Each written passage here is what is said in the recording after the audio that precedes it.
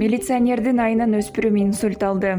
Бишкекте электрондук тамеки чеккен өспүрүмдөн акча опузалаган милиционер кармалды. Окуя 6-июнда болгон. Өспүрүм банкоматтан акча алып бергенден кийин эс үчүн жоготуп ооруканага түшкөн. Милиционер ошол жерден из жашырып кеткен. Өспүрүмгө геморрагиялык инсульт диагнозу коюлуп, реанимацияга түшкөн. Азыр анын абалы орточо туруктуу. Ата-энеси жеке клиникага которуп кеткенин Саламаттык сактоо министрлиги билдирди. Милиционерге кызматынан кыянаттык менен пайдалануу, коркунучта калтыруу беренелери менен иш козголуп, аны Октябрь райондук прокуратурасы кармады. 26-июнда Жогорку Кеңеш электрондук тамекини чегүүгө, сатууга, өлкөгө алып келүүгө тыюу салган мыйзамды колдогон. Мыйзам бузулса, жеке адамдарга 10 000 сом, юридикалык жактарга 60 000 сом штраф каралган. Президент бул мыйзам долбооруна кол кое элек, демек мыйзам күчүнө кире элек. Депутат Эльвира Сурабалдиева өспүрүмдөр кармалып калса, ата-энесине айта албай, жанын кыйса ким жооп берет деп суроо салган. Депутат Дастан Бекешев бул мыйзам кабыл алынса, милиционерлер штраф салбай эле өспүрүмдөрдөн акча